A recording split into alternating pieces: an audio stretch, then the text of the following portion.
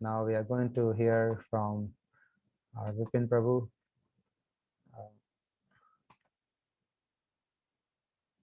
Prabhuji, can unmute yourself? Audible? Audible, no? Yeah, that's fine. Perfect. गुरुवे गौरचंद्राय श्री राधिकाय तदालय कृष्णाय कृष्ण भक्ताय तदभक्ताय नमो नमः। सर्वप्रथम अपने मदि गुरुपाद पद्म नित्य लीला प्रविष्ट ओम विष्णुपाद अष्टोत्तर शत श्री श्री विष्णु भक्ति वेदांत नारायण गोस्वामी गुरु महाराज जी के अभय चरणारविंद में अनंत कोटि साष्टांग दंडवत प्रणाम करता हूँ।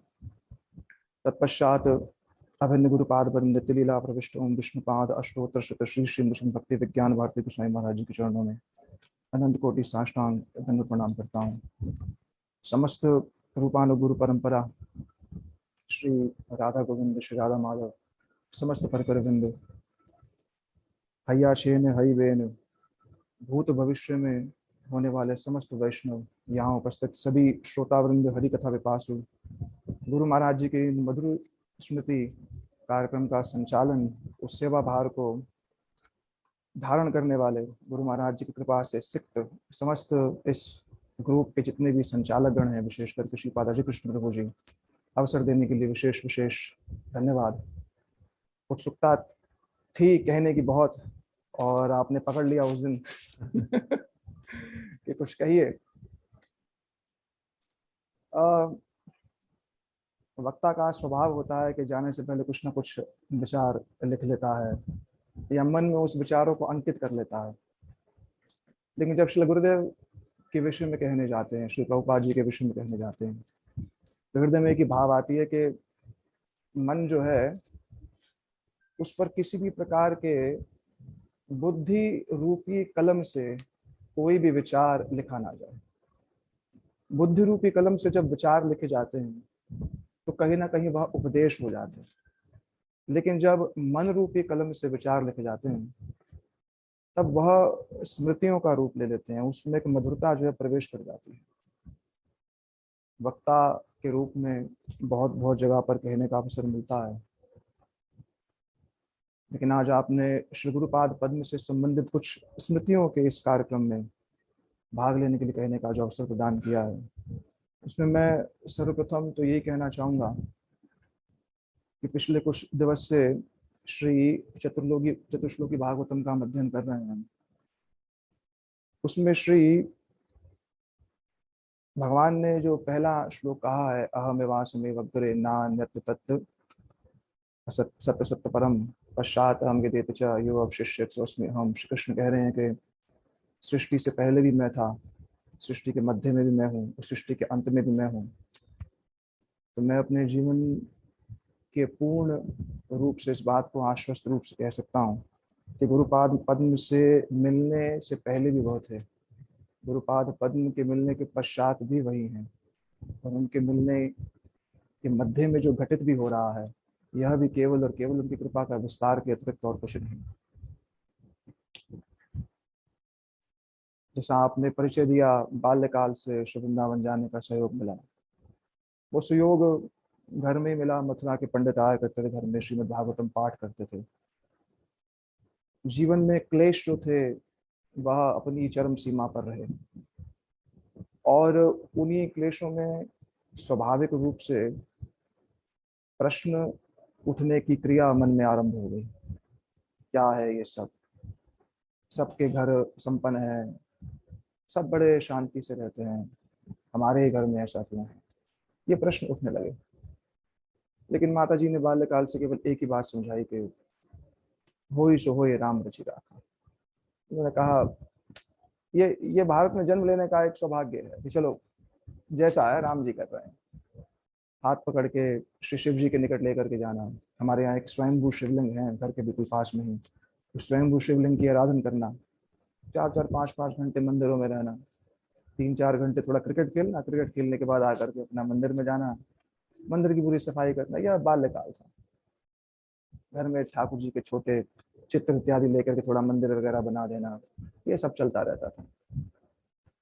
और विशेषकर हमारे श्री रूप सनातन गौड़ी मठ के बिल्कुल दीवार के साथ एक धर्मशाला है जिसे बन्नू वाली धर्मशाला कहते हैं।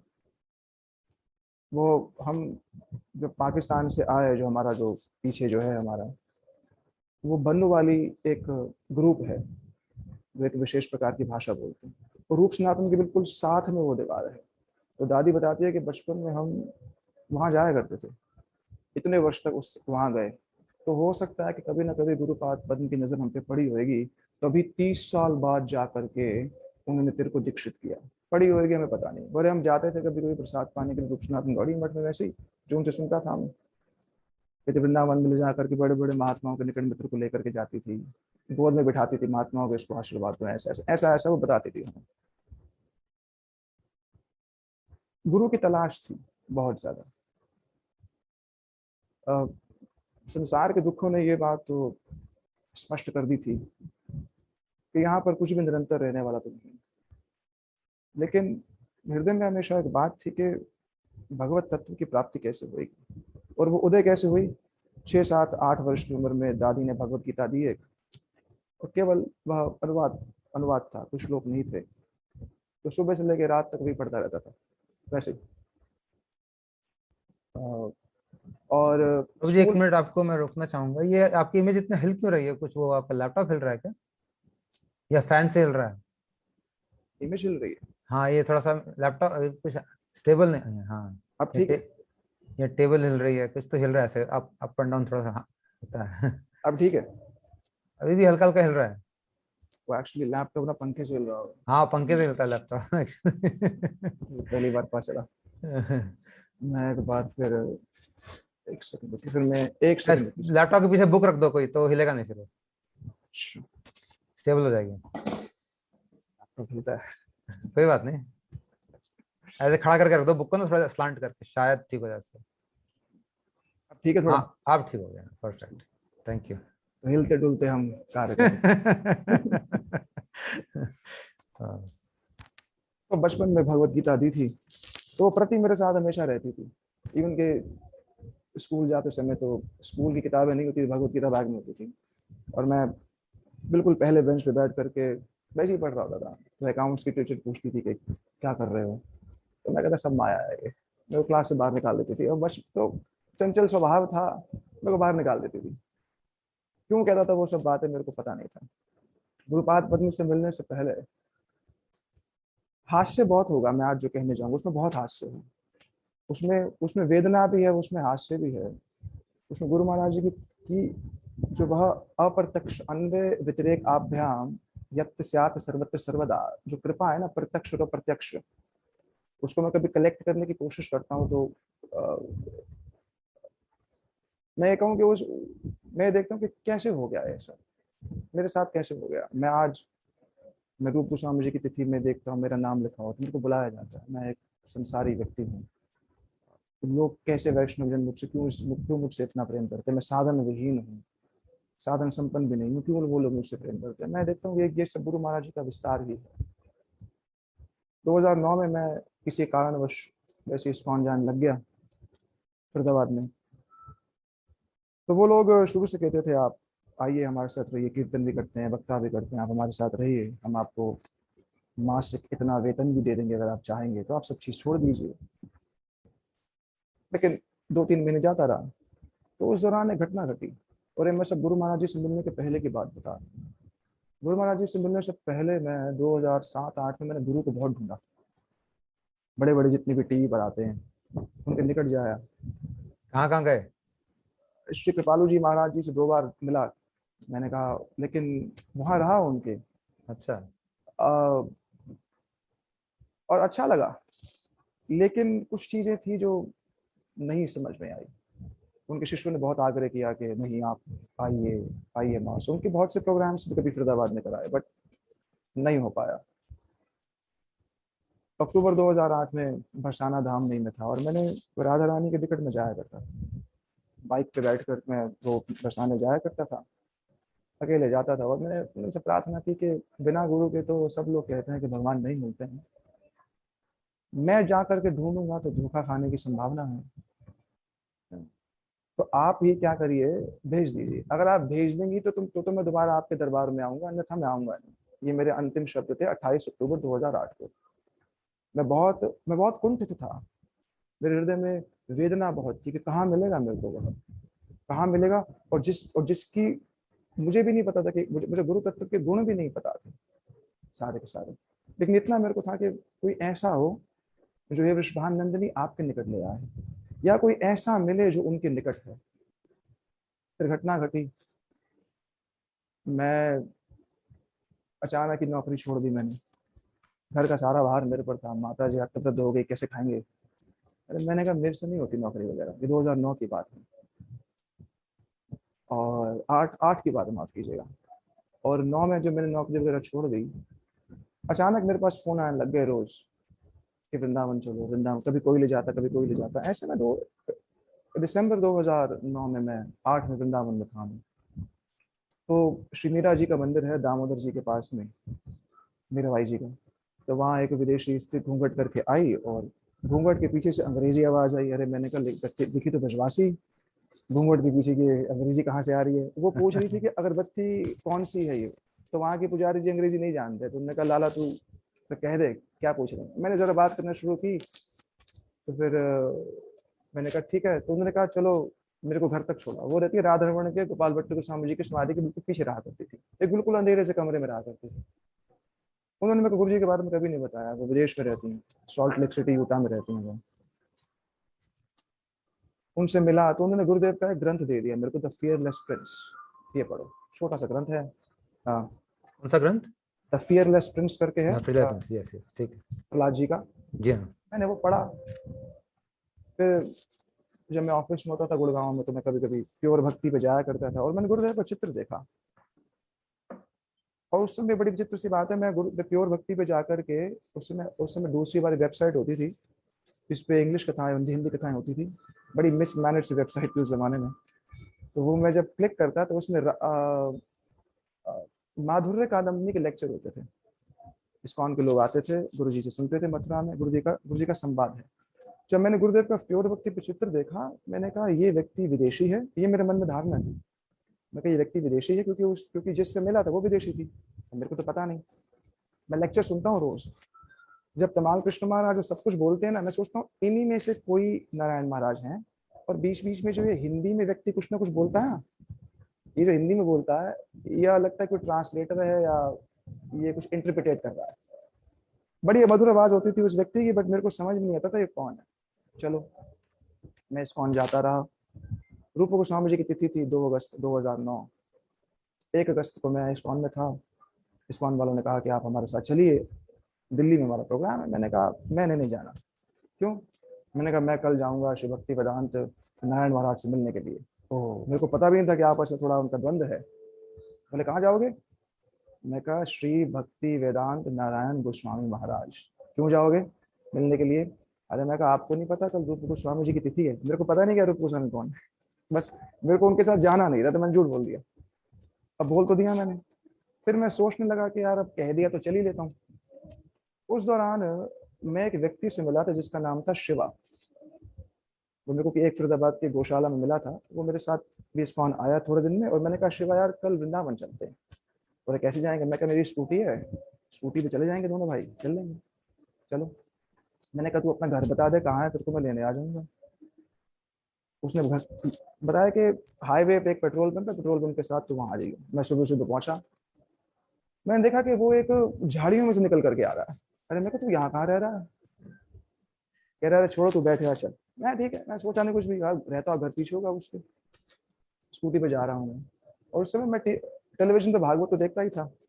तो श्री रमेश भाई ओझा जी जो हैं, वह एक कीर्तन करते हैं बड़ा मधुर सा, श्री नारायण नाम का। तो वो मेरी जिह्वा पर रहता था।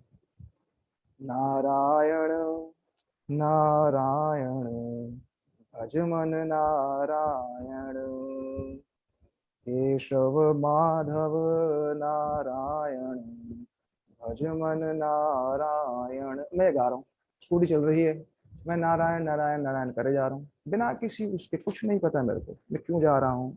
मेरे को तो भागना था इस्कॉन से वैसे ही, मैं जाना का मेरा प्रोग्राम भी नहीं था। मैं कहा चल लेता हूँ यार, कोई बात नहीं। मैं पहुंचा गोपीनाथ भवन। एड्रेस वैड्रेस था मेरे पास। किसी ने कहा कि इस समय कुछ नहीं, आप श्री राधा दामोदर जाइए। वहाँ गुरुपाद पद में बैठे हुए थे उस समय।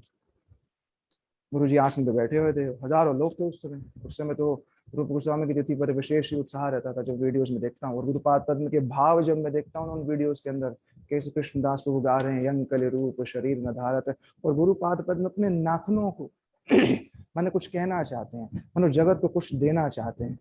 उनके हृदय में रूप गोस्वामी जी का विचार कि मेरे हर एक शिष्य के हृदय में रूप गोस्वामी जी के प्रति, रूप गोस्वामी जी के उस भाव के प्रति मानो वो देना चाहते हैं। यह उनका मैंने वो स्वरूप उस समय तो नहीं देखा, वीडियो में मैं देखता हूँ उस चीज को। तो मैंने जा करके, मेरे हाथ में कैमरा था, मैं जा करके बीच में खड़ा हो गया। विदेशी भक्तों ने कहा स्टूपिड, बैठ, कहाँ खड़ा हो गया बीच में? मैंने कहा ठीक है। तो मैं साइड पे खड़ा हो गया।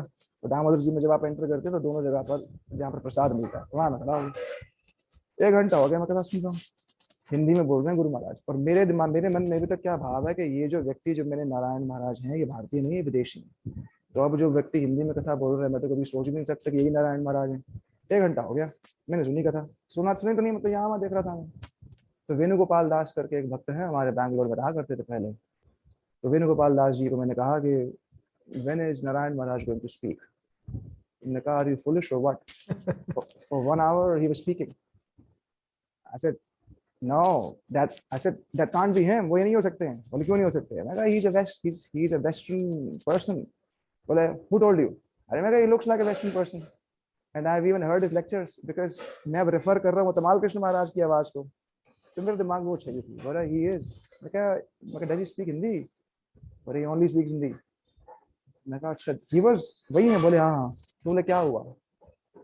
अब ये घटना है मामा, सबके सामने नहीं बता सकता। मैंने कहा आदेश हुआ है कुछ मेरे को, स्वप्न आदेश हुआ है मिलने का प्रत्यक्ष। तो मैंने उनको सारा वृत्तांत बताया स्वप्न का पूरा। उनकी आंखें बड़ी हो गई। अरे मैंने कहा भैया आप इतने हैरान क्यों हो रहे हो?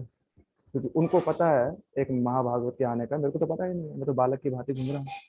ले गए मेरे को हाथ पकड़ के गोपीनाथ भवन, पीछे कमरे में श्री ब्रजेंद्र नंदन प्रभु थे, बाद में निष्किंचन महाराज जी बने ह्यूस्टन में वहाँ, और फिर जो कि गुरुकुल चलाते थे बैजर में, वो बैठे हुए थे। तो वो मेरे को ले गए। और ये शिवा व्यक्ति मेरे साथ अब तक है ही, अब तक ये कहीं गया नहीं।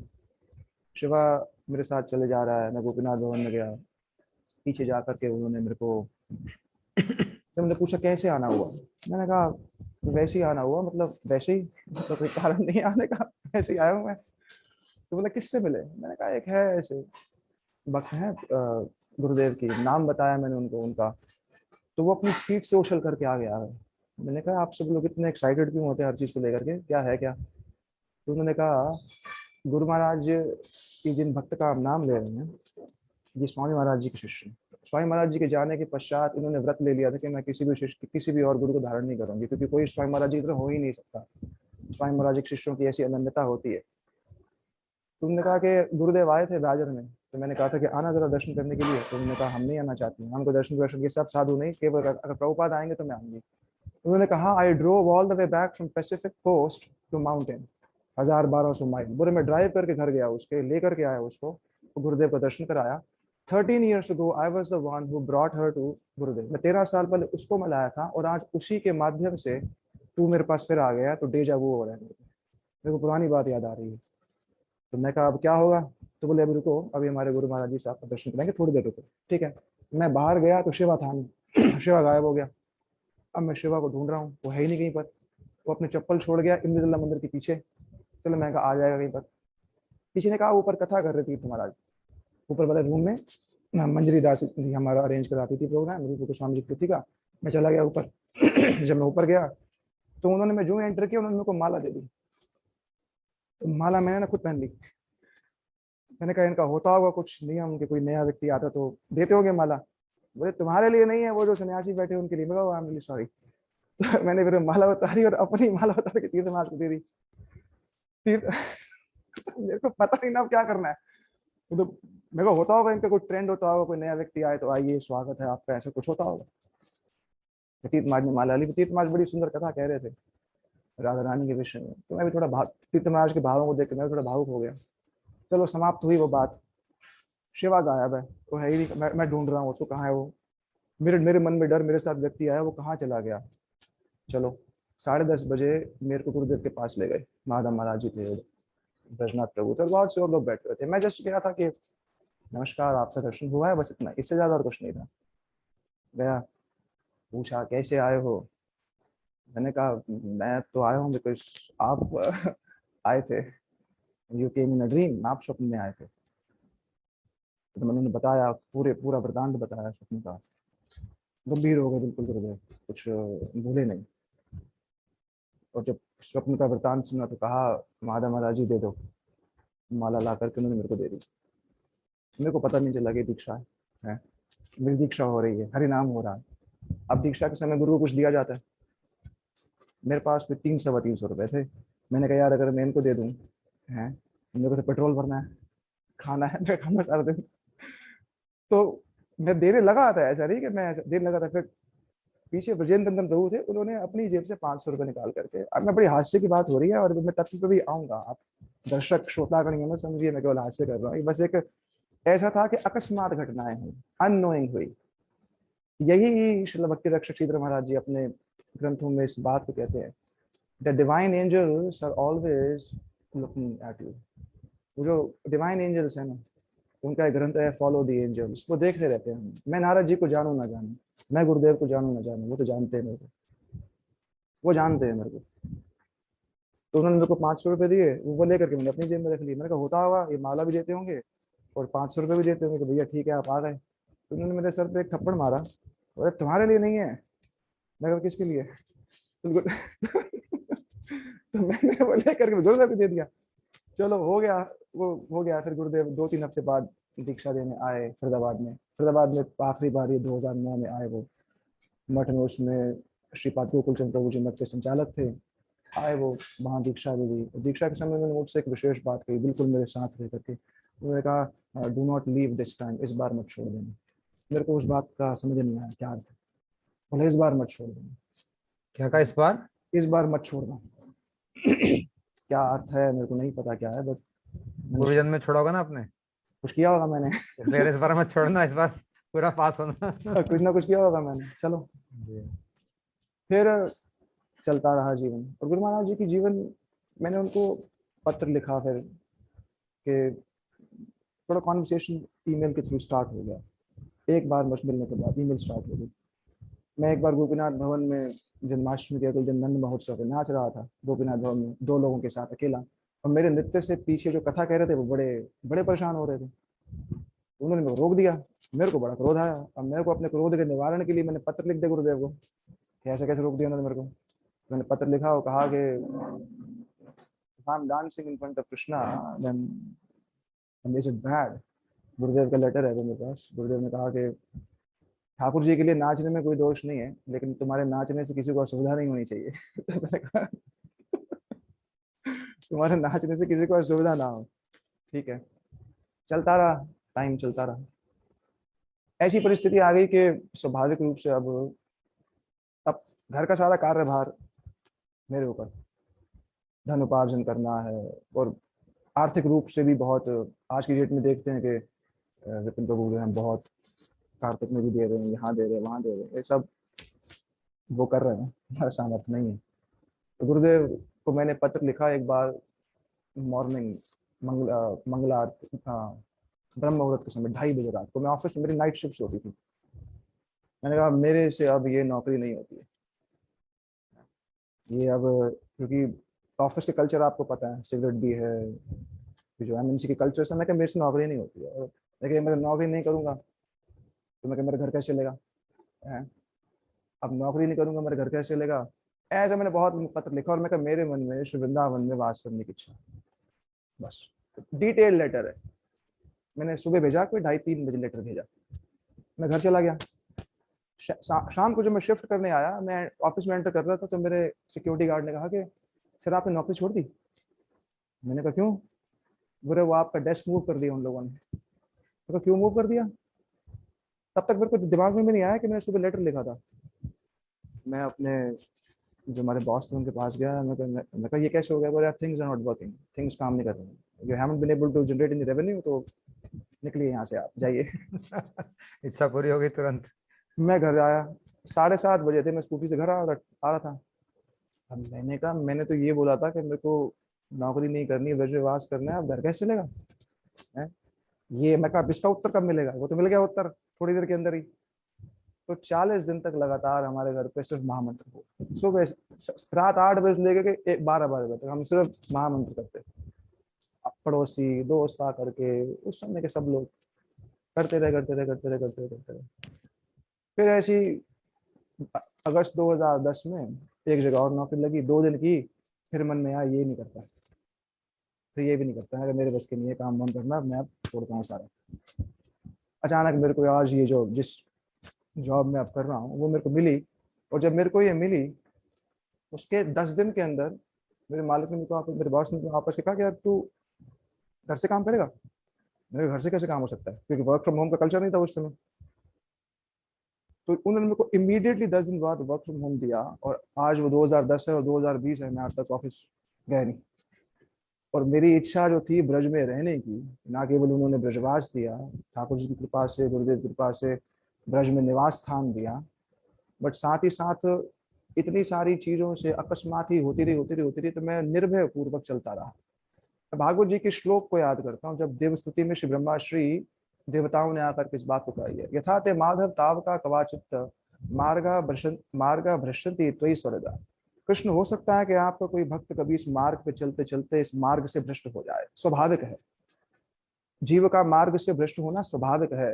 लेकिन आप कैसे विनायकामि पूपम मूर्धस्य प्रभु, विनायक रूप में, अप्रत्यक्ष रूप में, छिपे हुए रूप में आप अपने भक्त की इस प्रकार से रक्षा करते हैं कि भक्त को पता भी नहीं होता है उसको कौन कौन सी चीजों से बाहर आप ले आते हैं, कौन कौन से विषय भोगों से उसको बाहर ले आते हैं। तो मैं ये कहूँ कि अहम एवास्मि वगैरह के प्रथम में भी, मध्य में भी, अंत में जो मैं एक ही व्यक्ति को देखता हूँ, तो वह केवल और केवल श्री गुरुपाद पद्म की ही विशेष कृपा है। यह थोड़ा उनसे मिलन का वो रहा, कैसे मिले कैसे हुआ। अब मिलन के बाद संयोग नहीं मिला, कुछ शिक्षा ग्रहण करें, कुछ मिले उनसे, वो अवसर नहीं मिला, और उसका खेद हमेशा बना रहेगा। वाणी वपु में वाणी श्रेष्ठ है, उसका आश्रय ले रहे हैं, लेकिन वपु की हमेशा आशा बनी रहती है, वपु की आशा बनी रहती है कि हमारा भी कभी संवाद हुआ होता, कभी वार्तालाप हुई होती, ये सब। और इस मेरे को लगता है यह, जैसे आपने आरंभ में कहा कि यह तो पोषण कर रहा है, यह एक पोषक तत्व है कि नहीं मिले, हो सकता है मिले होते तो इतना इतना गंभीर नहीं होता, नहीं होता, संभावनाएं हैं। फिर जब जब गुरुपाद पद में चले गए, अपनी लीला संवरण करके चले गए, फिर 1-2 वर्ष वृंदावन में आना जाना लगा रहा, बहुत से वृंदावन में रहते आते, कथा बोलने का स्वभाव है, शुरू से ही रहा है कि बोलना है बस, आता जाता कुछ ना हो, बोलना है बस, बोलना है। तो वो था श्रीमद भक्तिवेदांत सिद्धांति महाराज जी की और माधव जी प्रभु जी की कृपा से फरीदाबाद में श्री भक्ति विज्ञान भारती महाराज जी आने लग गए। और भारती महाराज जब यहाँ पर आने लग गए तो विदेशी भक्त आते थे, तो मेरा विदेशियों से संपर्क बहुत रहता था, तो विदेशी लोग फिर हमारे घर के साथ धर्मशाला है वहां रहने लग जाते थे। तो 17 दिन श्री भक्ति विज्ञान भारती महाराज जी यहाँ रहे, और मैं विदेशियों को लेकर के जाया करता था। तो उस समय श्री भक्तिवेदांत सिद्धांति महाराज एक बात कहते थे, अरे ये फरीदाबाद का पंडा है। जैसे भक्त लोग को घुमाते हैं ना पंडे लोग, आइए दर्शन कीजिए, यहाँ प्रणाम कीजिए, यहाँ ठाकुर जी ने ये किया है। तो मैं विदेशियों को बोलता हूँ यहाँ आइए आप, ऐसा रहिए आप, तो मतलब वो सब रहता। तो बोले ये फरीदाबाद का, बोले पंडा आ गया आओ। और मेरे को उस समय महाराज जी की बात कहते थे सिद्धांति महाराज जी कि यार तू मठ के इतने पास रहता, तो मठ में नहीं आता। मैंने कहा मेरा मठ में आने का मन करता। क्यों? मैंने कहा मैं बस थोड़ा सुछंद रहना चाहता हूँ अपना, ये सब नहीं। बहुत बार वो कहते हैं, और उन्हीं की ही महती कृपा से, उन्हीं के ही आग्रह से, उनके निवेदन से ही जो है मैंने मठ में फिर जाना शुरू किया। 2014 से लेकर आज 2021 हो गया है। गुरुपाद पद्म ने, हरि कथा में, कीर्तन में, वैष्णवों की सेवा में इस रूप से नियोजित किया है कि मेरे को ये लगता है कि मेरा तो साधन ही कहना है, मेरा साधन कहना हो गया। मैं तो ये सोचता हूँ कि जिस दिन मैं नहीं बोलता तो मेरे में फिजिकली और साइकोलॉजिकली सिम्टम्स आ जाते हैं, फिजिकली सिम्टम्स आना शुरू हो जाते हैं, psychologically I feel very depressed कि आज नहीं हुआ, आज नहीं हुआ, चाहे 2 लोगों के बीच में क्यों ना हो। इट्स लाइक मैनिफेस्टेशन से शुरू हो जाती हैं।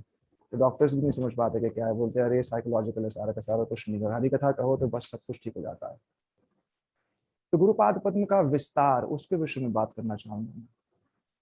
भागवत जी के प्रथम स्कंद में जब श्री कृष्ण अवतार की बात कही जा रही है तो वहां सुखदेव गोस्वामी पाद कहते हैं कि अवतारा ही असंख्या नाम हरे सत्य निधे ध्वजा। असंख्य असंख्य अवतार है। यस्या अवदासन कुल्या सरसह सहस्त्रशः। जैसे नदियों के स्तोत्र है ना, नदियों के स्तोत्र बह रहे हैं और सब के सब जा करके समुद्र में मिल जाते हैं, ऐसे गुरुपाद पद्म के ही अंग स्वरूप है। उनके अंग स्वरूप क्या है? नाम श्रेष्ठम गुरुम अभिशशिपुत्रम पत्र स्वरूपम श्री रूपम तस्य गुरुपुरी माथुरी गोष्ठवाटी श्री राधा कुंडम गिरिवर मोहो राधिका माधवाशाम। यह नाम सबसे पहले गुरुपाद पद्म ने क्या दिया? क्या? इहा लोचन आनंद धाम। आनंद धाम है उनके लोचन, नेत्र ऐसे हैं। हमारी दादी ने एक बार दर्शन किया उनका दिल्ली में गुरुदेव बैठे हुए थे और सब लोग जा रहे थे। हमारी दादी जब उनके निकट गई तो गुरुपाद पद्म के उस तेजमय स्वरूप को देखकर, बड़ा दिदीप्यमान, बड़ा उज्जवल, जैसे भी कहा ना कि देखते साथ ही आपको पता है कि वो शुद्ध है। तो उन्हें देखा गुरुपाद पद्म को, वापसी में कार में आ रहे थे तो बोले साधारण व्यक्ति से आपका संपर्क नहीं हुआ है। वो जो तेज था, वो जो उज्जवल था उनके नेत्रों में, और उनके नेत्रों को, उनके नेत्रों में एक विशेष जो गुण मेरे को दिखता है कि वह माया की सारी परतों को काट करके आपके भीतर प्रवेश करते हैं। वो उस आत्म तत्व को गुरुपाद पद्म जो है वो लक्षित करते हैं। क्योंकि जगत में स्वार्थमय नेत्रों से तो बहुत लोग हमें देखते हैं, वो स्वार्थमय नेत्रों की एक भंगिमा होती है, लेकिन गुरुपाद पद्म की जो नेत्र हैं उसमें स्वार्थ है। लेकिन क्या स्वार्थ है? कि इसकी आत्मा में जो कृष्ण रति सुप्त है ना, उस सुप्त रति को मेरे को जागृत करना, ये उनका स्वार्थ है। गुरुपाद पद्म हर जीव के, हर शिष्य के हृदय में उस सुप्त रति को जागृत देने के लिए आए। वृंदावनाधीशित अवतार श्री राधिका रसिक, वृंदावनाधीशित अवतार है। वो वृंदावन के, वो जगत के जीवों का हित करने के लिए उन्होंने इस जगत में जो है अवतार लिया है। उनके जीवन की घटना बड़ी मधुर है। श्री राधा गोविंद देव जी के मंदिर में गुरुपाद पद्म सुबह के समय श्रीमद् भागवतम का बड़े मधुर कंठ से, बड़े भावावेश से, बड़े बड़े उत्साह के साथ और अपने आचार्यों की टीका से संबंधित होकर के, अपने आचार्यों की टीका से विभूषित होकर के, सुशोभित होकर के जब वो श्रीमद् भागवतम का पाठ करते थे और संध्या के समय श्री चैतन्य चरितामृत का पाठ करते थे श्री राधा गोपीनाथ जी के मंदिर में, तो भक्तगण बताते हैं कि गुरुपाद पद्म श्री दामोदर लीला का जब पाठ कर रहे थे वहां पर, एक समय दामोदर लीला का पाठ करते करते उनको कितना अत्यंत प्रिय था, उनको ये दामोदर लीला कितनी अत्यंत प्रिय था। वह ब्रजवासी, वो जो भाव है ना, वो जो उनके शब्दों की माधुरी है, उनके शब्दों की माधुरी को स्पर्श करने के लिए उस भाव में प्रतिष्ठित होना अति आवश्यक है। अन्य कोई व्यक्ति वही बात कहेगा, उसमें हो सकता है कि उसकी विद्वत्ता और पांडित्य परिलक्षित हो जाए, लेकिन वो माधुरी मिसिंग होती है, वो माधुरी का अभाव होता है। वो शब्द जो है ना, जब मन के भीतर प्रवेश करते हैं, जिस जिस सरल भाव से वह उस वस्तु को कहते थे, कहते जब अपने परम गुरुदेव को श्री दामोदर लीला का पाठ वो सुना रहे थे, क्योंकि परम गुरुदेव ने तो इस बात को स्पष्ट कहा कि आप जैसे शिष्य पाकर के मैं धन्य हुआ, मैं धन्य हुआ। जैव धर्म की टीका करिए आप। गुरुपाद पद्म ने कहा स्वयं के स्वरूप में स्थित हुए बिना मैं जैव धर्म की टीका कैसे कर सकता हूँ, आप मुझको स्वरूप में स्थित कीजिए। उसमें परम गुरुदेव ने कहा हो गुरु शिष्य की महिमा गाए स्वाभाविक है, कि शिष्य गुरु की महिमा गाए स्वाभाविक है, गुरु शिष्य की महिमा गा दे। नारद जी आकर के श्री ध्रुव जी की महिमा गा दें। हाँ, यह देखिए परम गुरुदेव द्वारा कही गई वार्ता, और कैसे परम गुरुदेव ने गाढ़ आलिंगन किया उनको जब वो मथुरा मठ छोड़ करके चले गए थे, और वहां पर जब अपना भजन कर रहे थे तो उस समय हाँ, परम गुरुदेव के ही एक निजी जन में जाकर के उनको जब बाहर लाए, तो जो ही गुरुपाद पद्म मथुरा मठ में प्रवेश किए थे तो मथुरा मठ की सीढ़ियों पर देखो जाकर के कैसा गाढ़ आलिंगन किया परम गुरुदेव ने उनको। तो यह जो संबंध है, यह जो आत्मीयता है, इसी को ही जो है लक्ष्य करना है। तो गुरुदेव के हृदय में परम गुरुदेव के सारे भाव समाहित थे, और शिष्य के मुख से गुरु कथा सुन रहा है। सुखदेव बैठे हैं और व्यास कह रहे हैं बोलिए आप, वाल्मीकि सुन रहे हैं और लव कुश कह रहे हैं बोलिए, और मुख्य श्रोता के लिए श्री सीता जी को बैठा रखा है। परम गुरुदेव श्रोता बन गए हैं, गुरुदेव वक्ता बन गए हैं। ये अपने आप में कितना उन्नत विचार है, कैसी भावना रही होगी वह। और उस हम्बल सेटिंग के अंदर कोई ऐश्वर्य नहीं है, और उस मथुरा धाम में स्थित होकर के कैसे गुरुपाद पद्म जब दामोदर लीला का गान कर रहे हैं कि मैया कि मैया किस प्रकार से श्री कृष्ण के पीछे जो है धावित हो रही, मैया किस प्रकार से श्री कृष्ण के पीछे धावित हो रही है, बिल्ली की तरह आती हैं। हाँ, मुख मुख पर हास्य उदित हो रहा है, लेकिन हंस जाएंगी तो लीला भंग हो जाएगी। बालक को लीला करनी है क्योंकि उस लीला में आनंद भी मिल रहा है, और भागते भागते भागते जब मैया पीछे भाग रही होती है और कृष्ण धावित हो रहे हैं, उनके कुंडल धावित हो रहे हैं, कुंडल कह रहे हैं कि आप जोर से और भागिए, क्योंकि मैया हमें तो अवसर नहीं मिलता इनके कपोलों को चूमने का। आप जितना तेज भागेंगी उतना कपोलों को चूमने का हमें अवसर मिलेगा। मैया कह रहे आज आप भागते ही रहिए, रुकिए मत। और ठाकुर जी इतने भयभीत हैं कि पीछे मुड़ करके लठिया को नहीं देख रहे हैं, जानते हैं अगर मैंने लठिया को देख लिया तो मेरी गति शिथिल हो जाएगी। पीछे मुड़ते हैं, देखते हैं मैया के हाथ में लठिया, पकड़ लेती है मैया। मैया बोलती है मुझे कोई प्रॉब्लम नहीं है, आप चोर बनिए डकैत बनिए वो आपकी इच्छा है, लेकिन कुछ भी करना है ना, हाथ में मेरे इस लठिया को देख लो और ये सोच लो कि ये लठिया क्या क्या कर सकती है, तुम्हारी इच्छा है। ये लठिया का दर्शन कर लो, तो तुम चोर बनना तो चोर बन जाओ। ऐसे भाव में गुरुपाद पद्म दामोदर लीला का पाठ कर रहे हैं और परम गुरुदेव भाव अवस्था में स्थित हो जाते हैं। यह उनका मथुरा वासियों के साथ उनका वार्तालाप। मथुरा में एक स्त्री जब उनके निकट आती है, थोड़ी दरिद्र है, धन नहीं है, थोड़ा सा आटा लेकर के आती है सिर्फ, और गुरुपाद पद्म को, क्योंकि अब वो ऊपर नहीं चढ़ सकती, तो गुरु जी स्वयं नीचे आते हैं, उसके हाथ से लेते हैं, बोले ये तो इतना ले आई, इससे तो वो हमारा ना जाने कितने दिन हो गए हम रोटी इससे जो है बना पाएंगे। वो जो सनातन गोस्वामी पाद की पूरी भूमिका थी कि एक पक्ष में बृहद भागवतामृत प्रकाशित हो रहा है और एक पक्ष में सनातन बाबा जाके पूछ रहे हैं तुम्हारी बेटी का विवाह हुआ कि नहीं हुआ, खेती कैसी हुई, वो बिल्कुल बड़े बाबा का स्वरूप गुरुदेव की इस मथुरा की स्मृतियों में पूर्ण रूप से जो है परिलक्षित होता है। राधा गोविंद जी के मंदिर में कथा कह रहे, कहते कहते कहते कहते यही यही बात कहते कहते कहते सभा जो है उनको उनकी ओर देख रही है, और कहते हुए उनका कंठ अवरुद्ध हो गया। अब कंठ अवरुद्ध हो गया, हृदय में अश्रुपात का समुद्र है जो बाहर निकलने के लिए धावित होना चाहता है, लेकिन आचार्य अपने अश्रुओं को कभी किसी को दिखाना नहीं चाहते। स्वामी महाराज जी, प्रभुपाद जी का नाम जब कंठ अवरुद्ध हो जाता था तो जा करके अपने आप को छिपा लेते थे। परम गुरुदेव भी प्रभुपाद पूरा नहीं कह पाते थे। इन सब विषयों को हम सुनते हैं, कैसी उनकी आत्मीयता होती है। तो ये सब मैं आपको इसलिए बता रहा हूँ कि गुरुदेव का दर्शन इन लीलाओं में करता हूँ। इन यह स्मृतियां, गुरुदेव का दर्शन इन लीलाओं में होता है, गुरुदेव का दर्शन उनके भाव विशिष्ट में होता है, गुरुदेव का दर्शन उनके जो ग्रंथ है उनमें होता है। गुरुदेव का दर्शन जो होता है वो श्री भक्ति वेदांत श्रीधर महाराज जी के सरल स्वभाव में हो जाता है कि वो श्री रसानंद प्रभु ही बने रहे आज तक। श्रीधर महाराज बने नहीं, बन तो गए, लेकिन स्वभाव वैसे का वैसे ही बना रहा है, उसमें कोई परिवर्तन नहीं हो पाया। गुरुदेव का दर्शन श्रीला वन महाराज जी के बाल्य स्वभाव में हो जाता है कि कैसे इन लोगों ने उस प्रकार सेवा की। गुरुदेव का दर्शन श्री भक्तिवेदांत तीर्थ महाराज जी के है, मैं सब कर दूंगा, चलो मैं कर दूंगा, इसमें जो है मिल जाता है, हेलो हेलो हेलो में मिल जाता है दर्शन। समझ रहे हो? तो यह दर्शन, क्योंकि हमें नेत्रों से दर्शन नहीं हुआ, हमें सारा का सारा दर्शन जो भी हुआ करने। जब तब आपने कहा कि स्मृतियों में कुछ बोलिए, तो मैं कहा स्मृतियों में हम कुछ नहीं बोल पाएंगे, पर इतना बस जो देख रहे हैं, जो वैभव देख रहे हैं, यह जो मधुर स्मृतियां आप कर रहे हैं, ये 1-1.5 वर्ष से चले ही जा रहा है, चले ही जा रहा है, चले ही जा रहा है, उनके वैभव का विस्तार हो रहा है। वो यस्या अवदासन कुलया सहस्त्र के सहस्त्र नदियां आकर के इसमें मिल रही हैं। तो ये स्मृतियां एक समुद्र के समान है, और ये भक्तों द्वारा की गई महिमा, वो सब नदियां ही जो आकर के मिल रही हैं और समुद्र को बढ़ाए जा रही हैं। संसार के समुद्र में बाढ़ आ जाए तो अप्रिय घटना होती है, संसारिक समुद्र में बाढ़ आ जाए तो सारे के सारे नगर जो है डूब जाते हैं।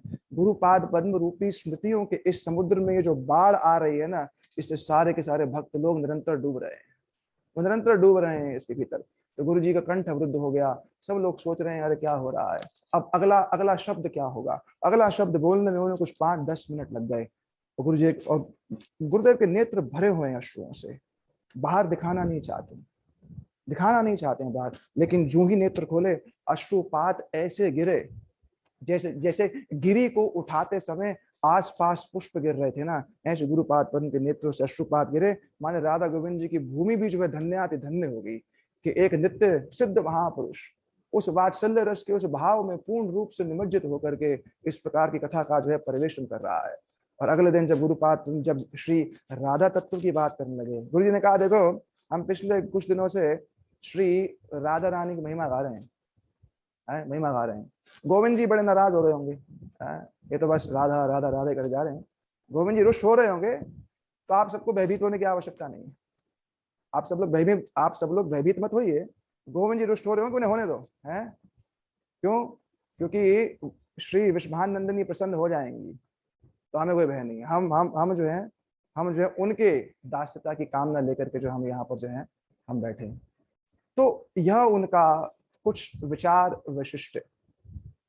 रूप गोस्वामी पाद शब्द आते ही सबसे पहले जो मन में बात झंकृत होती है, जो उदित होती है, जो स्वरूप उदय होता है, वह गुरुपाद पद्म का ही होता है। मैं परसों गुरुदेव का एक लेक्चर था, वो सुन रहा था।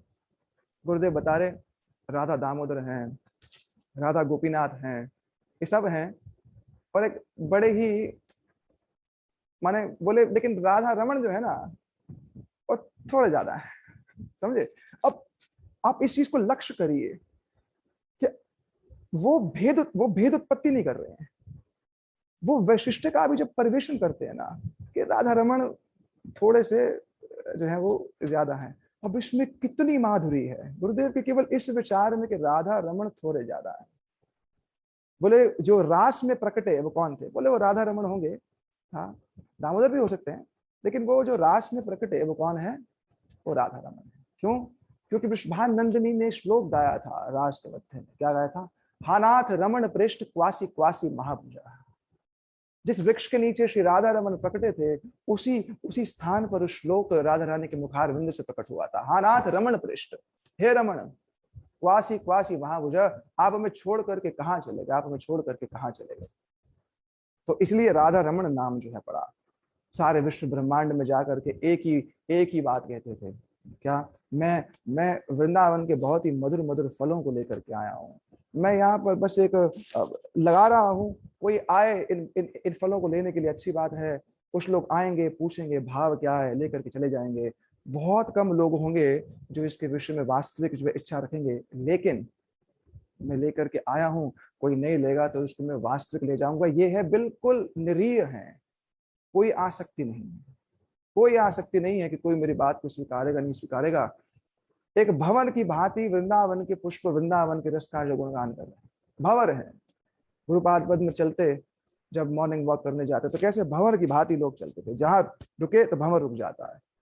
एक मानो कमल का पुष्प चलायमान हो गया है, और गुरुपाद पद्म के पीछे भंवर की भांति भक्त लोग चले ही जा रहे हैं, चले ही जा रहे हैं, चले ही जा रहे हैं।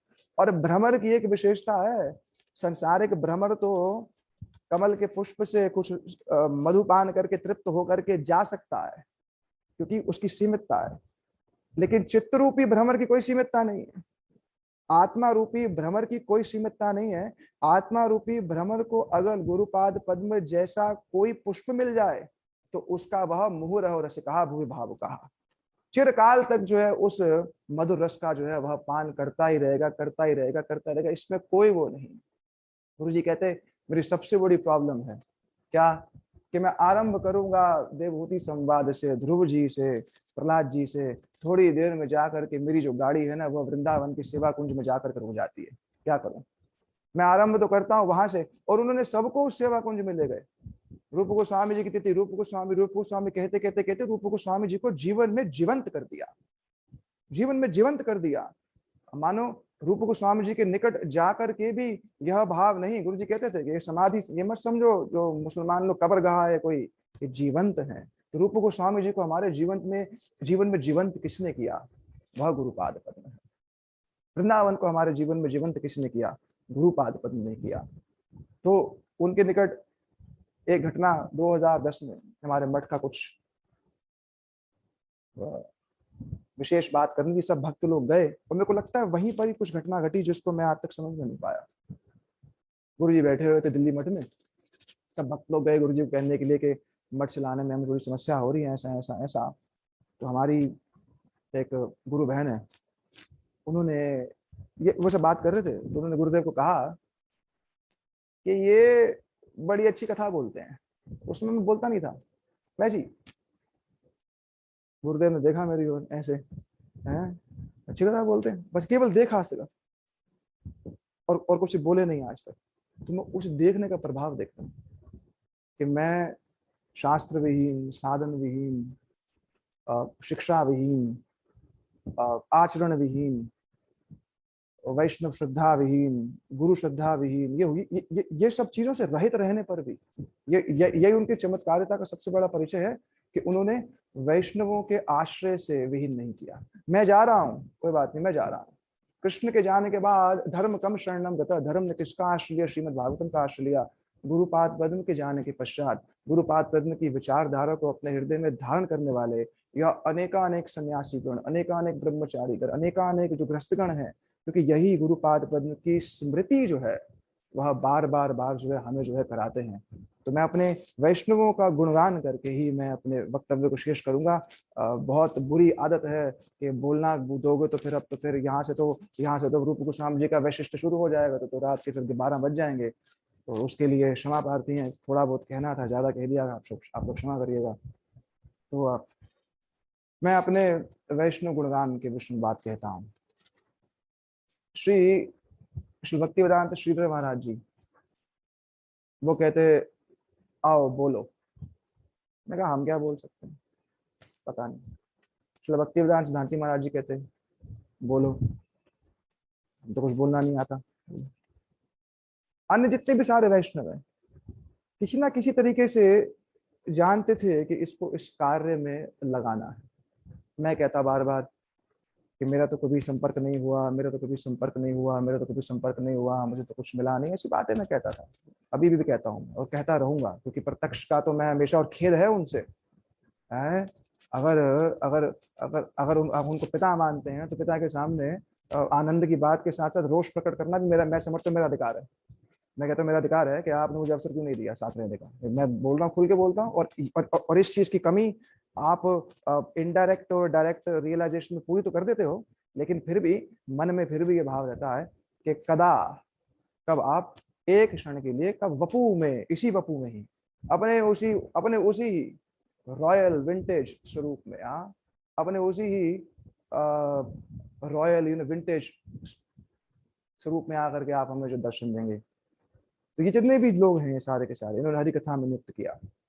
श्री भक्ति वेदांत तीर्थ महाराज जी से 2017 में संपर्क हुआ। थोड़ा सा मैं ट्रांसलेशन कर रहा था बद्रीनाथ में, तो उठा तो तीर्थ महाराज जी को मैंने कहा, अरे मैं कहा महाराज जी ये व्यवस्था कैसे होती है कार्तिक की? वाले बस हो जाती है, तो आपको पता है वो कहता हो जाता है, कैसे होता है कैसे नहीं होता, बोले हो जाता है बस। तो मैंने कहा फिर ये कैसे होता है? मैं टेक्निकल आदमी पूछ रहा कैसे? अरे बोले चिंता मत करो, बोले मैं मर जाऊंगा तो मेरी हड्डी बेच करके परिक्रमा चला लेना। ये उनका, इनके शब्द थे मेरे को। बोले मैं मर जाऊंगा, मेरी हड्डी बेच देना है, लेकिन किसी को लौटाना मत, किसी को लौटाना मत, किसी के पास हो ठीक है, ना हो ठीक है।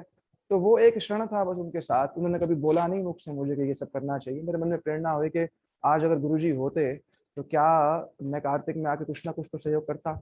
तो उनको ही गुरुपाद पद्म का रिप्रेजेंटेटिव मान करके, उनका प्रतिनिधि मान करके मेरी उनकी सेवा जो है आरंभ हुई। कैसे गुरुजी, और उनमें मैंने बहुत वो देखा कैसे गुरुपाद पद्म बंगाली भक्तों से थोड़ा सा भी जो मिलता था ना उसको अपने मस्तक पे धारण करते थे। कल हमारे श्रीपाद अरविंद प्रभु जी इस बात को भी कल कह रहे थे, मैं सुन रहा था उनकी वार्ता कि कैसे गुरुपाद पद्म बंगालियों को जो प्रसाद दिया जाता था उसको पहले ग्रहण करना, बाद में दूसरा ग्रहण करना। मैंने श्रीपाद भक्तिनाथ तीर्थ महाराज जी के जीवन में बिल्कुल ऐसे ही देखा। मैं पाउंड्स लेकर के, यूरोज लेकर के गया बहुत सारे, हाथ में खड़े होकर दिखाने के लिए कि मैं कितना बड़ा डोनर हूँ। मेरे उस अभिमान को उन्होंने तत्क्षणात जो ऐसा नष्ट किया, मुझे आज तक याद है। मैं खड़ा का खड़ा रह गया हाथ में यूरोज लेकर के, और बंगाली स्त्रियां आए जा रही थी, कोई 5 रुपया दे रही है, कोई 10 रुपया दे रही है, उनसे ऐसी मधुर वार्ता हो रही है, और मेरी तरफ दृष्टिपात भी नहीं किया, मेरी ओर देखा ही नहीं उन्होंने। बोले अच्छा कैसे आए? मैंने कहा महाराज हाँ ठीक है, क्योंकि अभिमान था देने का। मन में अभिमान रहता है कि मैं लाऊं, मैं करता हूँ, मैं देने वाला हूँ, मैं बोलने वाला हूँ। तो मेरे उस अभिमान को वहां पर चूर्ण विदूर्ण जो उन्होंने कर दिया। और किस प्रकार से तीर्थ महाराज जी ने गुरुपाद पद्म के जाते समय क्रंदन किया था, सबको याद है। कैसे समाधि पर वह क्रंदन कर रहे थे, उन्हें पता ही नहीं चल रहा था कि वो किसके ऊपर जो है, वो किसका आश्रय जो है वो ले रहे हैं। बिल्कुल ही निराश्रय हो गए थे उस समय वह, ऐसा उनका था। और गुरु जी के विचारों को मैं उनको देखता था कार्तिक परिक्रमा के अंदर, विशेष करके जब बरसाना जाते थे तो मेरे को लगता है कि he would miss Gurudev so much. गुरुदेव को इतना मिस करते थे, क्योंकि जब चलते होंगे, आप विचार करके देखिए, जिन्होंने 30-30 दशकों तक गुरुपाद पद्म में, जो गुरुपाद पद्म के बिस्तर के नीचे सो जाते थे, हमें बोलते थे उधर स्थान नहीं होता था, गुरुजी ऊपर सो रहे हैं, हम अपना नीचे बिस्तर के घुस गए हैं, जिनका ऐसा संबंध रहा होगा, क्या वृंदावन में, क्या बरसाना धाम का विचरण करते करते करते क्या उनको स्मृति नहीं आती होगी? और जब स्मृति आती होगी तो धैर्य कैसे धारण करते होंगे? मैं गोपाल चंपू पढ़ रहा था, श्री नंद महाराज जी को जब ये मन कानों में जब ये बात गई कि कृष्ण जन्म ले लिए हैं, तो नंद महाराज जी धैर्य नहीं धारण कर पा रहे थे। अगर धैर्य धारण नहीं करेंगे तो गौशाला से नंद भवन कैसे पहुंचेंगे? तो श्री जीव गोस्वामी पाद कहते हैं कि श्री नारायण की धैर्य शक्ति ने नंद महाराज में प्रवेश किया कि बाबा धैर्य धारण करो, और न तो लाला का दर्शन ही आप नहीं कर पाओगे। ऐसे ही तीर्थ महाराज इत्यादि, श्री भक्तिवेदांत माधव महाराज इत्यादि ने धैर्य धारण किया, और गुरु जी का नाम लेते ही जो ही राधा कृपा कटाक्ष शुरू होता, तीर्थ महाराज जी के नेत्र झंकरित हो जाते और बहने लगते। वो क्यों? क्योंकि वो स्मृति आती कि ये वही गलियां हैं, ये वही स्थान है जहां पर हम घुमा करते थे। वो वहां पर जे अनिल प्रेमदन कहने की बात नहीं है, वहां कहने की जरूरत नहीं है। उनके वपू में, उनकी बॉडी लैंग्वेज में कहता था that he is missing Gurudev so much. तो हम प्रत्यक्ष नहीं देख पाए गुरुदेव को, और उसका खेद भी रहेगा, इस जन्म में नहीं हो पाएगा। पता नहीं हो जाए, वो महत्पुरुष हैं, कर दे ना करे उनकी मौज है, सीधी सी बात है, उनका राज्य है, जैसा वो करना चाहें। लेकिन उनसे ये प्रार्थना है कि उनके अंगों में मेरे को किसी प्रकार का कोई दोष ना दिखे। मैं उनके समस्त अंग की प्राण देकर की सेवा करता हूँ, जो भी उनके सेवक हैं। गुरु सेवक माने आपनार, गुरु के सेवक मेरे, जो जिन्होंने गुरु की सेवा की है, मैं उनकी सेवा करता रहा हूँ, शरीर से, धन से, प्राण से। भक्तों के प्रति किसी भी प्रकार का मेरे मन में जो है, किसी भी प्रकार का आए भी सही, जैसे कभी किसी सन्यासी के विषय में मन में ऐसा आ भी जाता है ना, मैं आपको प्रत्यक्ष कह रहा हूँ, मैं तो फोन करता हूँ, मैं आप क्षमा करिएगा, कल रात्रि में आपके मन में मेरा ऐसा हो गया था, तो वो क्षमा भी कर देते हैं। तो कहने को बहुत कुछ है, पुनः पुनः उनके चरणों में यही निवेदन है कि आप वही अयाचित कोहे पतित प्रिय हो। मैंने तो याचना नहीं की थी आप हरि नाम देने की, लेकिन आपने मेरे को बिना याची दयाल हरि नाम, आपने बिना याचना के हरि नाम दिया है ना। तो मेरे को लगता है कि अगर आप बिना याचना के हरि नाम दे सकते हैं, तो कभी ना कभी आकर के बिना याचना के उस श्रेष्ठ तत्व की जो आप बात करते हैं ना, वो कुछ ना कुछ हृदय में कभी प्रकाशित करवाई देंगे। आप नित्य वृंदावन भेजिए ना भेजिए, हाँ, राधा रानी की दास से बनाइए ना बनाइए, वो बातें छोड़ दीजिए, हमें अपने निकटवास दे दीजिए बस। हमें नहीं पता गोलोक वृंदावन क्या है, हमें क्या पता है, हम अपने निकटवास दे दीजिए। इन मधुर कथाओं का परिवेशन करते रहिए, वैष्णवों के इस मधुर व्यवहार का दर्शन जो है कराते रहिए। यही प्रार्थना है उनके चरणों में। कभी इस जीवन में, कभी किसी जीवन में क्षण मात्र के लिए भी अगर उनका एक सच्चा दास, उनका एक सच्चा शिष्य, सदशिष्य भी बन पाया, तो उनमें भी उनकी महती कृपा का दर्शन जो है मैं कर पाऊँ। ठीक है, करके अपने वक्तव्य को समाप्त करता हूँ। वंशा कल्पतरुभ्यश्च कृपा सिंधु पतितानां पावनेभ्यो वैष्णवेभ्यो। बहुत सुंदर प्रभु जी, बड़ी बहुत सुंदर, आपने बहुत ही अलंकारमय भाषा में अपने विचार प्रकट करे हैं। और हालांकि आपका गुरुदेव से डायरेक्ट फिजिकल संबंध उतना अधिक नहीं हुआ, लेकिन आपने उनकी कृपा को ग्रहण किया बहुत अच्छी तरह से, इससे पता चलता है। आपने बहुत सुंदर तरीके से शुरू किया, बुद्धि रूपी कलम से अगर लिखें विचार तो उसमें बात नहीं, हृदय रूपी कलम से लिखना पड़ेगा। ये बात हमेशा ही सत्य है। हमारे सबका राजा हृदय है, बुद्धि नहीं है। लेकिन अभी संसार में हमारी बुद्धि राजा बन के बैठी हुई है, हृदय को साइड में भगा दिया, इसलिए सारी प्रॉब्लम हो जाती है। हम सब काम बुद्धि से इंटेलिजेंस लगा के करना चाहते हैं, लेकिन जब हम हृदय के साथी बन जाएंगे, उसको अपने स्थान पर बिठा देंगे, फिर काम अच्छे से हो जाएगा। आपने बड़े हृदय से बातें कही आज। आपने फिर अपने जीवन के बारे में बताया, बचपन में कैसे कष्ट आए, और फिर आपकी माँ ने समझाया, होई से होई जो राम रचि राखा। कि आपने कहा कि भारत में होने का यही फायदा है, बल्कि मैं तो कहूँ पूरा भारत ही राम कृपा से ही चल रहा है, राम भरोसे। जिस तरह से हमारे सिस्टम है, हर चीज का, सरकारी सिस्टम, रोडों का सिस्टम, सब राम भरोसे। अगर राम ना हो तो कुछ ना इस देश में। बाहर से विदेशी लोग आते हैं, सोचते हैं देश चलता कैसे। रशिया के प्राइम मिनिस्टर भारत आए। जी हाँ। वो भगवान को नहीं मानते थे 1970 में। तो वो आए, उनको गाड़ी में बैठाया, कोई इस गली से आ रहा है, कोई इस गली से आ रहा है, कोई कहाँ से आ रहा है, लेकिन सबके सब जीवित हैं, सबके सब फिर भी मतलब सुरक्षित घर पहुंच जाते हैं। तो रशिया के प्राइम मिनिस्टर ने जाते समय एक बात कही, बोले जो मैं बात करने आया था वो तो बाद में कहूंगा, मैं यहाँ पर आया था नास्तिक, कि मैं भगवान को नहीं मानता हूँ, लेकिन मैं भारत से जा रहा हूँ, मैं 100% कहता हूँ कोई ना कोई तो है जो इन सबको बचा रहा है। ठीक बात है। तो यहाँ सब कुछ ही राम भरोसे चलता है इस देश में, और बड़ा अच्छा चलता है। मैंने देखा, मैं तो विदेशों में भी रहा हूँ अलग अलग जगह, लेकिन भारत जैसा देश नहीं। ये राम भरोसे चलना बड़ा आनंद का काम है। कोई चीज़ ऑर्गेनाइज नहीं है, लेकिन सब चीज़ में आत्मीयता है, अपनापन है, एक अलग उमंग है, एक अलग भावना है। तो ये बड़ा अच्छा है। ऑर्गेनाइज देखने से कोई ज़्यादा मज़ा नहीं है। मैंने बहुत ऑर्गेनाइज चीजें देखी हैं। नेचर भी इतना ऑर्गेनाइज नहीं है। आप जाओगे जंगल में, कोई ऑर्गेनाइज थोड़ी था, लेकिन उसका अपनी एक गरिमा है, अपना एक सुंदरता है। आप बहुत मैनिक्योर्ड गार्डन में चले जाओ, उतना मजा नहीं, लेकिन आप नेचुरल में जाओ तो उसकी अलग एक भावना है। तो हमारा देश भी नेचुरल स्टाइल में चलता है, जैसे चलता है वैसे चलता है। तो फिर आपको लगा कि ये महाराज जी विदेशी हैं। ये बहुत लोगों को लगता है। हमारे पूज्यपाद भक्तिवेदांत श्रीधर महाराज भी ऐसा सोचते थे। उन्होंने अपने मधुस्मृति में इस बात को कहा है कि मैं सोचता था महाराज इंडियन है कि अंग्रेज हैं, उनकी नीली नीली आंखें, गोरा तन, और इतना सुंदर उनका विग्रह शरीर, तो उनको देख के सबको ऐसे इसमें पड़ जाते हैं। फिर महाराज ने आपको सबसे पहले आके बोला इस बार मत छोड़ना।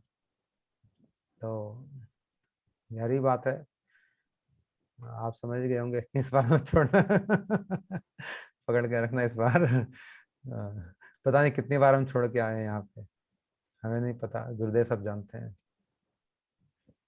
और आपने कहा भगवान छिपे हुए रूप में हमारी रक्षा करते हैं, गुरुदेव भी इसी तरह से हमारी रक्षा करते हैं। हमें नहीं पता कहाँ कहाँ कैसे कैसे रक्षा कर रहे हैं हमारी, हर तरह से, हर तरीके से रक्षा करते हैं। और महाराज जी आपने बहुत अच्छी प्रभु जी आपने बड़ी अच्छी बात की, जीव के हृदय में सुप्त रति को जागृत करना, ये महाराज जी करते हैं। जो रति सा हमारे सबके हृदय में है, लेकिन सोई हुई सी है, दबी हुई सी है, उसके ऊपर बहुत सारा कचरा हमने डाल रखा है, बहुत हीप लगा रखी है, उसको एकदम नीचे कर रखा है, उसी को बाहर निकालने का काम गुरुदेव करते हैं। कोई बाहर से रति डालते नहीं है, वो रति है अंदर, लेकिन उसको जागृत कर देते हैं। फिर आपने दामोदर लीला की बात कही।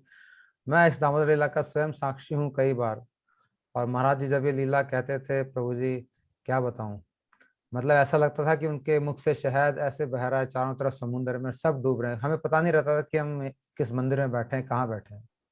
हमको लगता था कि हम राधा रानी के भवन में, यशोदा मैया के भवन में बैठे एकदम, और सामने एक लाला जा रहा है छोटा सा, यशोदा मैया डंडा लगा खड़ी हुई, इस तरह से महाराज जी इतना इतना डूब के इन सब बातों को बोलते थे। और जब ये कथा खत्म होती थी तब हमको होश आता था, अरे क्या, कितने बज गए, कहाँ हम लोग हैं।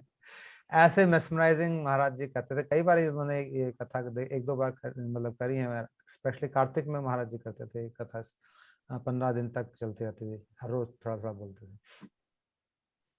और आपने गुरुदेव का, परम गुरुदेव के प्रति जो आलिंगन किया, वापस लौट के आए, वो सब को डिस्क्राइब किया बहुत सुंदर तरीके से। कैसे परम गुरुदेव ने गुरु जी की इतनी प्रशंसा करी। सिर्फ परम गुरुदेव ने ही नहीं, हमारे गुरु जी ने अपने अपने गुरु जी की यानी परम गुरुदेव के सभी गुरु भाइयों की सेवा करी है, सभी ऑलमोस्ट। क्योंकि हमने सुना है कि उस समय मथुरा मुख्य जगह होता था वृंदावन आने के लिए। जो भी कभी बंगाल से आते थे, उनका स्टेशन मथुरा पड़ता था, वहीं उतरते थे। और फिर वहां पे रहने की ज्यादा जगह नहीं थी, हमारा ही एक मठ था, गुरुदेव का मठ था, वहां पे सब आते थे, सारे भक्ति रक्षक श्रीधर महाराज, जितने भी इनके गुरु भाई हैं, हमारे प्रभुपाद जी के शिष्य हैं। और हमारे गुरुदेव ने उन सब की सेवा करी है, और सभी लोगों ने गुरुदेव को अप्रिशिएट किया, सभी सभी की कृपा उनको मिली है। और बहुत लोग उनसे सुनना चाहते थे, मतलब उनके चाचा गुरु बोलेंगे, एक तरह से चाचा गुरु हो गए, वो सब आके गुरुदेव से सुनना चाहते, ऐसा उनका प्रेम था, प्रीति थी इनके साथ। तो ये गुरुदेव का हमारा बहुत वैशिष्ट है कि इनको सभी अपने गुरु के गुरु भाइयों की सेवा करने का मौका मिला है। और उनसे, उनके सामने गुरुदेव ने कथा भी करी है और सुना भी उनसे, और उसी का हम परिणाम देखते हैं कि कितने गुरुदेव ने सब पूरे संसार को कृपा दे पाए। और फिर आपने सनातन गोस्वामी की बात कही, जो गुरुदेव पे पूरी तरह ठीक बैठती है। बड़े बाबा को सब जानते थे, गुरुदेव का भी ऐसा ही उनका व्यवहार था मथुरा वासियों के प्रति। ये बात हमने मथुरा वासियों से अनेक भक्तों ने यहाँ पे आके मधुर स्मृति में याद किया है। कैसे गुरुदेव हॉस्पिटल पहुंच जाते थे, कैसे उनके सुबह सुबह 6 बजे पहुंच जाएंगे, वॉक करने के बाद सीधा अचानक से आ गए बिना बोले। घर में भी कोई मतलब पूजा चल रही, महाराज जी आके बैठ गए। तो ऐसा अपनापन था गुरुदेव का उनके पास। हमारे पूज्य पास दामोदर प्रभु डोरीलाल प्रभु जी ने बताया, कहते मेरे पास इतनी गरीबी थी घर में कि मेरे पास दरी की जगह मैं किराए पे लेके आया था। कहता गुरुदेव आके बैठे उस दरी के ऊपर, उन्होंने पूछा मुझसे कि दरी कहाँ कहाँ से लाया, दरी है? कहता नहीं, किराए पे लाया हूँ। कहते गुरुदेव की आंखों में आंसू आ गए। कहता क्या जरूरत थी, हम तो आंगन पे बैठ जाते, हमारी क्या जरूरत थी।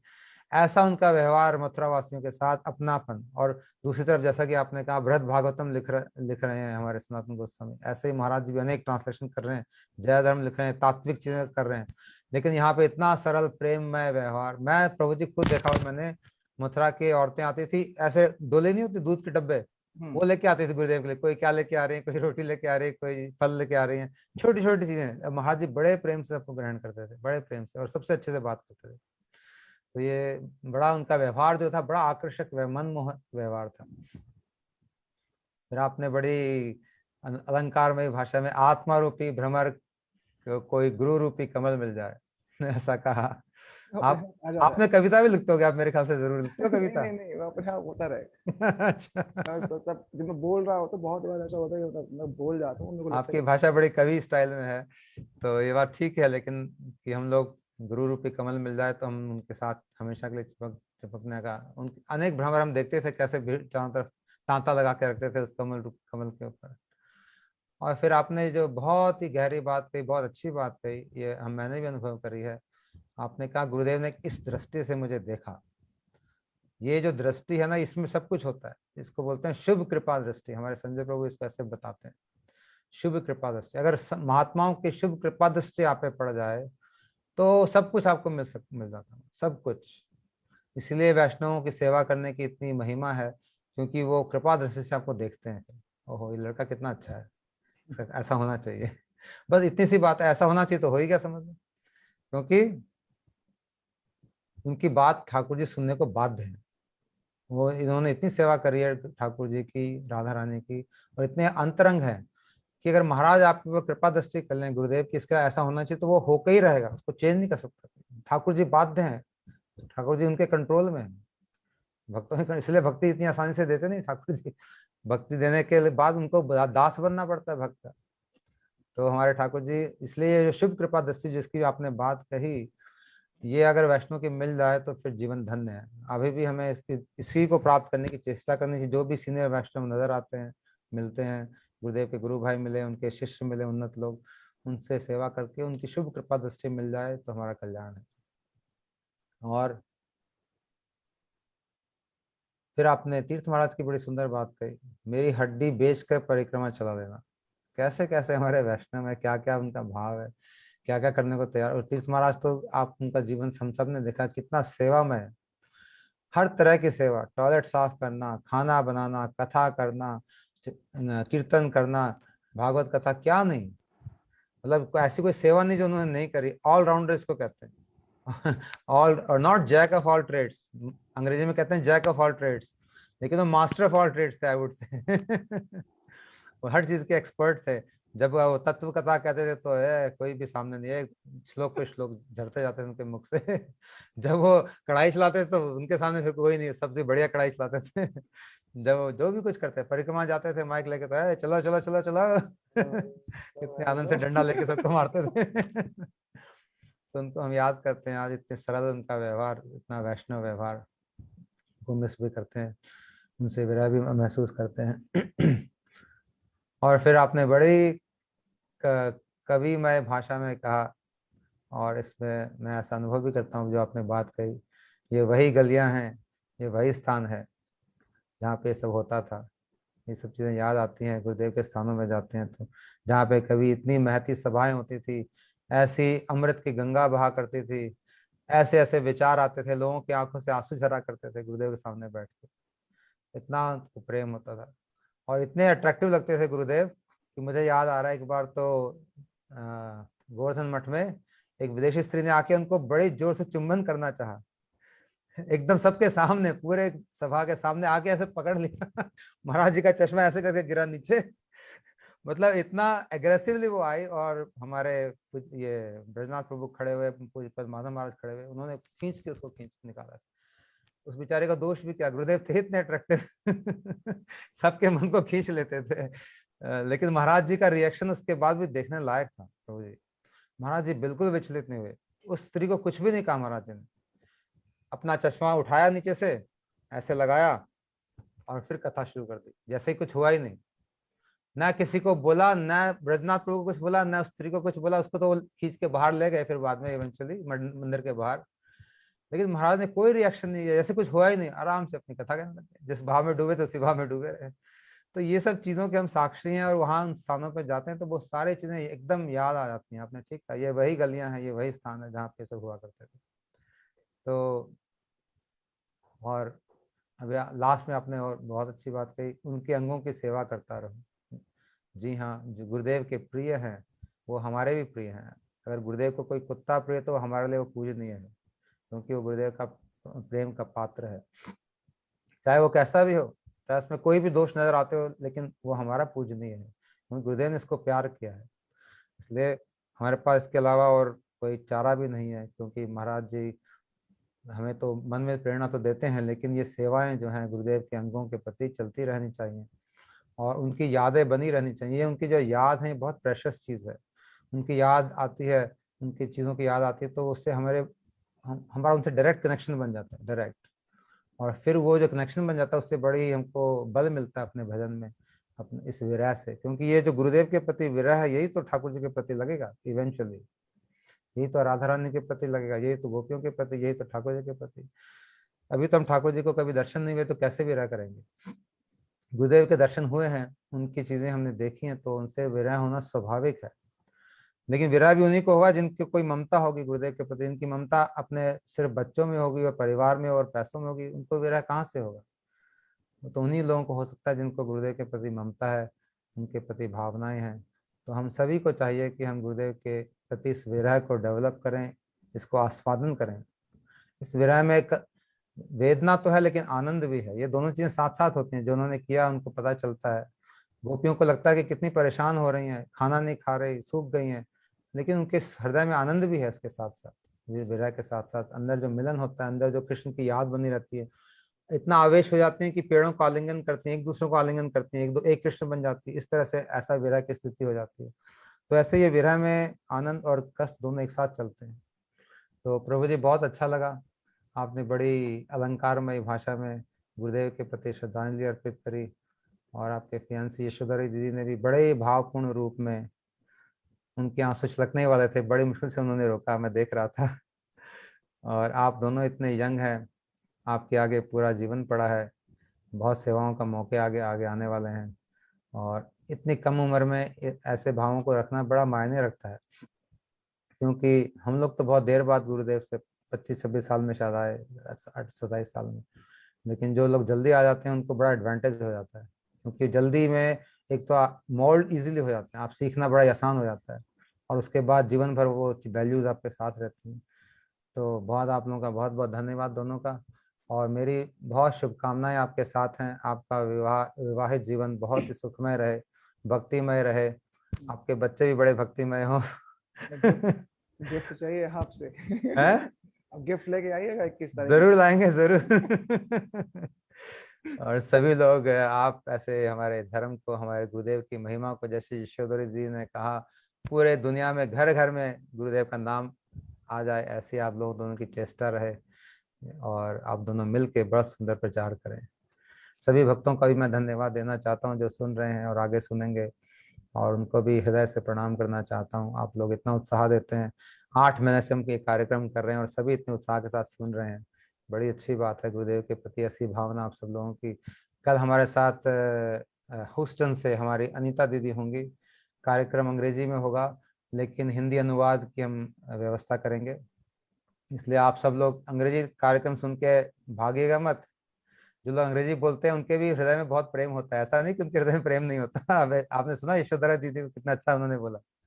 तो भाषा का बैरियर नहीं होना चाहिए, नहीं कि अंग्रेजी, मैं देखता हूँ जब इंग्लिश में बोलते हैं तो बहुत कम लोग सुनने आते हैं, लेकिन ऐसा नहीं होना चाहिए। अगर आपको इंग्लिश में थोड़ी सुनने में वो है तो आप हिंदी ट्रांसलेशन सुन लीजिए, क्योंकि उनके भावों को जानना बहुत अच्छा है। लोगों के भावों को समझना, भक्तों के भावों को जान, हमें प्रेरणा बहुत मिलती है। मुझे तो पर्सनली बहुत प्रेरणा मिल रही है सबको सुन के, देख के, इनके जीवन को देख के। तो आप सब लोग कल जरूर आइएगा। और परसों बहुत विशेष अतिथि हमारे साथ होंगे, हमारे पूज्यपाद साधु महाराज जी, जो कि श्रीधर महाराज जी के एक तरह से गुरु भाई भी हैं, और उस मठ में बड़े सीनियर वैष्णव हैं। गुरुदेव के प्रति बहुत प्रीतिपूर्ण संबंध उनका रहा है, बहुत प्रीतिपूर्ण।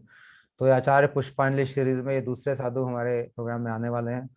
अगर वो बंगला में बोलेंगे तो हमारे पूज्य पाद संजय प्रभु हमारे साथ होंगे, जो उसका साथ के साथ ट्रांसलेशन करेंगे।